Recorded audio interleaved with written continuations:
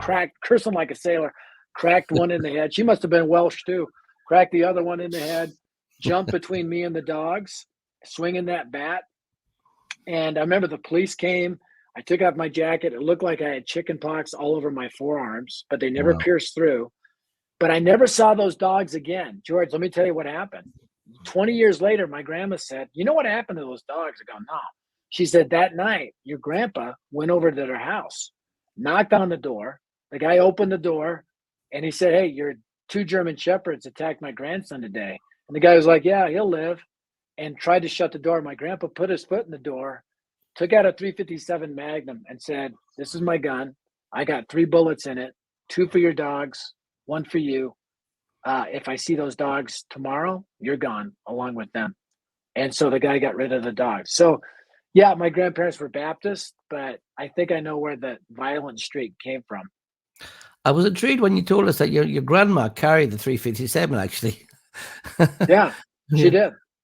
Yeah, she would take it out. Sometimes, like, she'd dump her purse out, like, right. You see candy and keys and the gun. There it is. And she would use it, she, yeah. And when I had a very, very interesting family. Yeah, I can say, yeah. Now, when you did see all of this violence, how did it affect you? I mean, did you get scared?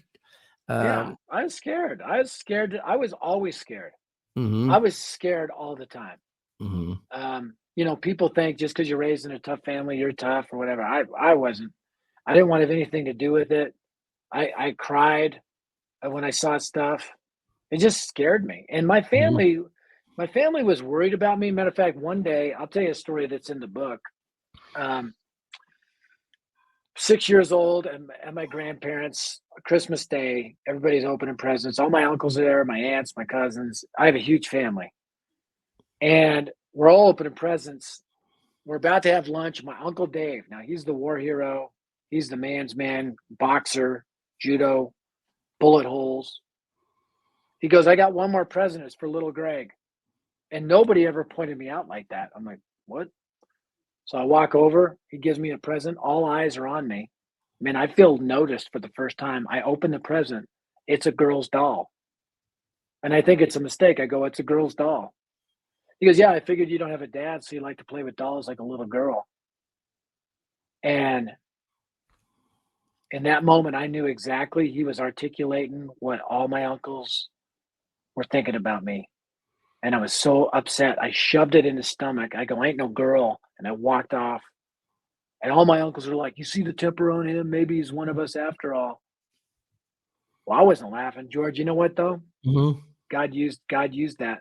God used that because even though I wasn't saved yet, that's when I started reading my red Bible with the flashlight underneath the kitchen sink. That's when I started searching because I said, there's got to be something beyond this. What is my purpose? How am I here? Who am I? And that began a search that hasn't stopped. I mean, I found Christ. He found me. People talk about going through their times of rebellion. George, I've never gone through that. I've never thought about forsaking Christianity or just going living the wild life. Not that, I've sinned, obviously. I sinned this morning 10 times, right? But I've never stopped my search for the Lord and my passion for him because the gospel changed everything. Everything. So that doll thing, even though it was painful, was a pivot point in my life. And the violence of your uncles and your mother, was that related to crime or was it just in the family itself? It was both. I mean, there was crime. Not all my uncles, but yeah, there was. There was crime. It was mostly crimes of violence and assault. My family they just wanted to beat the tar out of people. Wow. And usually bad people. I mean, it wasn't like they would just do that to people walking down the street. They were on the hunt for gang members. So they were kind of like a vigilante group. Okay. But they loved it. And there was other crimes. Some I can't mention some are not in the book for some we don't need to know. Some you don't need to know.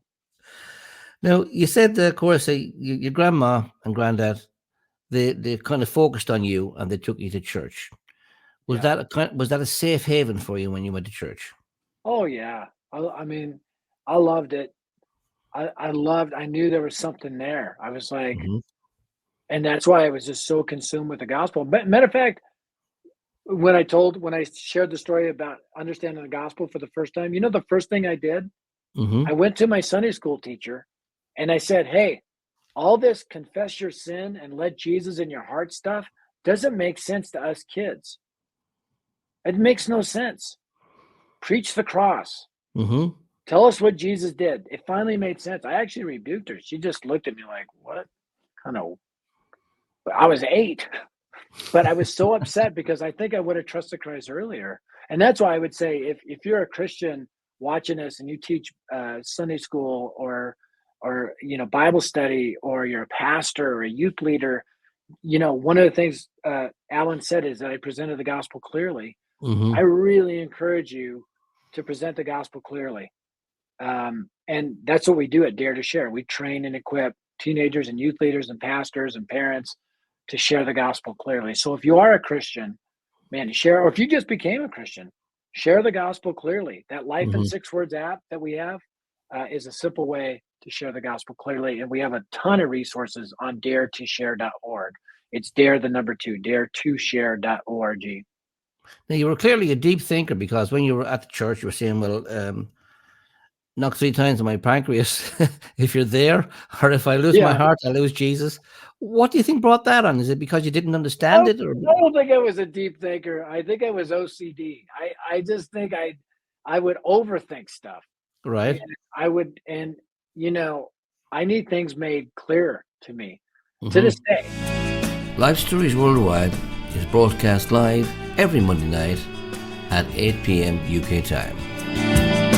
We broadcast on YouTube, Facebook, and StreamYard. Why not join us every Monday night at 8 p.m. UK time for Life Stories Worldwide? Speak to us here at Life Stories Worldwide. You can simply by dialing +44 7943 550287. Call us now. And so one of the things we do at Dare to Share when we train teens, we use a lot of visuals. We use a lot of illustrations. I use that illustration, with Yeah, this because it's visual and it's simple. yeah. And I think sometimes Christians get too complicated. And that hillbilly preacher Yankee is still alive today, and he's still traveling, preaching that message. He's in his RV traveling across the United States, training students and adults how to share the gospel, preaching the gospel clearly. I love that He's a story you force in told it. about. I love that story about you told about your Uncle Bob and the Yankee preacher. But Yeah. how long did it actually take Bob to change for his life? Because you said he was taking people out still because they were getting he was Oh, annoying from them. the back of the squad car when he got out. I mean, he started going to church. He started going to Yankees church because Jack had come to Christ by then, and yeah, it was a quick turnaround. Yeah. Was it the same for Jack? Even though he was in the Yeah. sauna I and he was. mean, yeah, they took all their aggression. My family's very simple-minded. I don't mean that in a negative. And we're 100% like energy toward one thing. So when it was fighting, I mean, they worked out for maximum punching power. They Mm-hmm. wanted to knock dudes out. They didn't get drunk a lot because drunk guys were easy to beat up. So they would everything was focused. When they came to Christ, all right, well, I need to reach as many people as I can for Christ. I need to punch the devil, right? And it just went that way. That's probably I've never been to Wales, but I've heard Welsh people are pretty blue collar and pretty much that way. So Lovely there's some people, some actually. going something going on there. And they're storytellers. And all my family were storytellers, especially my grandma. And what impact then did these conversions of Jack and Bob have on the whole family? Oh, it should totally changed them. I mean, it totally changed the family. I mean, Mm-hmm. the power dynamic went from violence to Jesus. Mm-hmm. I mean, like what just happened, right? And all of a sudden, my family, now I'm no longer the weird kid. They used to call me when I was a kid the walking Bible. they put me up on a table when I was a kid, and all of them would make me quote verses, quote some verses. He's a walking Bible, you know. I'm like, okay, like a dancing monkey. I'm like, all right, here you go. And all of a sudden, you know, it's interesting when my grandpa died, Mm-hmm. I was 15 years old, and all my uncles walk up to me because I had one uncle who was a holdout, Uncle Richard, and they wanted to see him come to Christ, and he was not open to it. So when my grandpa died, they walk up to me in the waiting room, Mm-hmm. right before my grandpa was about to die, and they said, "Hey, when Grandpa dies, we want you to do the sermon at the funeral." Wow. I'm like, I'm 15, but I had done some preaching, you know, Mm-hmm. I was a preacher boy kind of thing, but in the church and stuff. I'm like, guys, you need to get a professional. My uncle Dave, the one that gave me a doll, goes, "What, are you a chicken? Are you afraid?" I'm like, "Nope." They said, "Give it." So I did a 30-minute full on, my first real sermon Wow. when I was 15 years old with 500 people at my grandpa's funeral. And I had a bunch of people indicate faith in Christ. My uncle Richard still didn't know. So he came to Christ later. I don't want to give away everything in the book. I don't know. So Yeah, of course. Yeah. I'll tell you, yeah, but it was, that's when I was 15, that's when I got Mm-hmm. my call to preach. I was like, okay, I'm called to be an evangelist. So June 23rd, 1974 was a very significant day. How old were you then? I was 8 years old. Wow. Yeah. Yep. And how did your life change? Did you lose that fear you had, or Yeah. did you I find mean, peace? here's what I say. I got holy swagger Right. for the first time in my life. Like I had confidence. And I mean it was a quiet confidence at first. And then when I got in middle school, it became more verbal. And by high Mm-hmm. school, I was a full on leader and all that stuff. Yeah. And were you preaching to your classmates and as well as you grew up as well? Oh yeah, I preached to everybody. I was a roofer for 8 years from the time I was 15 to 23, and they called me preacher man. So I would preach on the roof, I'd preach Now one on one. there was one person, of course, that you really wanted to come to know Jesus. That was your mother, and you Yeah. said you sat down with her. How did you actually feel when she said, "Well, I'm in"? Relief. Mm-hmm. Just a burden, because I was afraid. My mom had gone through hell on this earth. I did not want to see her go to hell. Mm-hmm. I mean, I was burdened for my mom, and so was my brother. We both. I mean, He's a whole chapter in the book. Crazy story with my brother that we don't have time to get into. But Mm-hmm. yeah, I mean, it was relief and joy, just sheer joy, Mm-hmm. you know.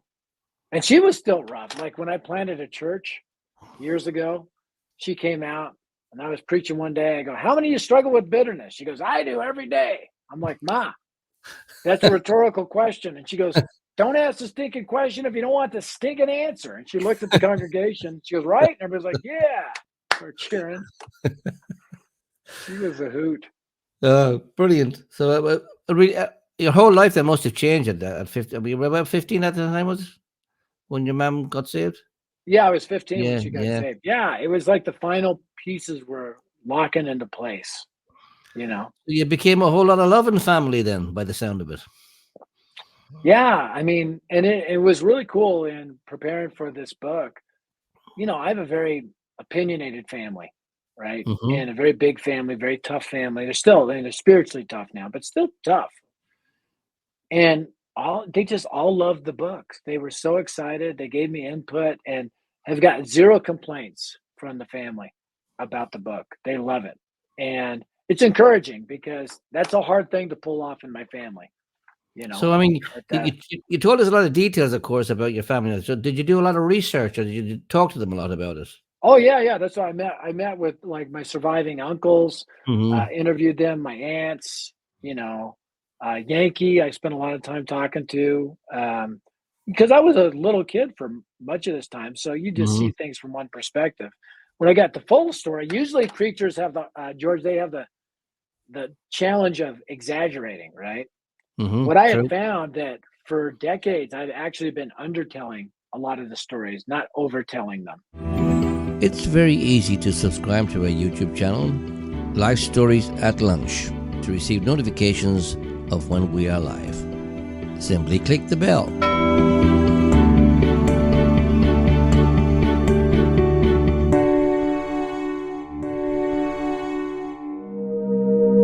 If you would like to contact us here at Lifestories Worldwide, you can.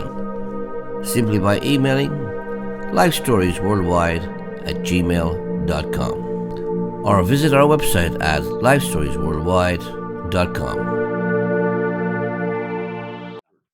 So I actually tried to make the book as accurate as possible, and it's pretty intense. Excellent. And so you said the book is Wow. available on Amazon, of course, in Kindle. Now, I was just thinking to myself, when your uncles and your mom became Christians, I'm sure the sales in baseball bats dropped drastically in Denver. That's right. Yeah. So you became a Christian, your family became a Christian. What do you do with yourself now then? Tell us what you do now. So I founded a ministry 32 years ago called Dare to Share. I was actually pastoring a church and leading Dare to Share at the same time. And then in 1999, the Columbine High School shooting took place just down the road. And I knew a lot of the kids there, and my wife's a public school teacher in the same district. And I just felt the call to resign from the church. And now our vision is every teen everywhere hearing the gospel from a friend. There's 1 billion teens worldwide, and we want every one of them to have every last chance to put their faith in Christ. So we do an annual event called Dare to Share Live on November 11th, where we make a complete video training and equipping and mobilization for one day on dare2sharelive.org. That's the number 2, dare2sharelive.org. We provide curriculum, resources, trainings for youth leaders, and most of our stuff is free. We just want to make it available. And then we have an evangelism app called Life in 6 Words, free on the App Store. And yeah, lots of stuff on dare2share.org. Number 2, to help people share the gospel of Christ and mobilize the next generation. You mentioned your wife there. Just tell us a little bit about how you met your wife and how that happened for you.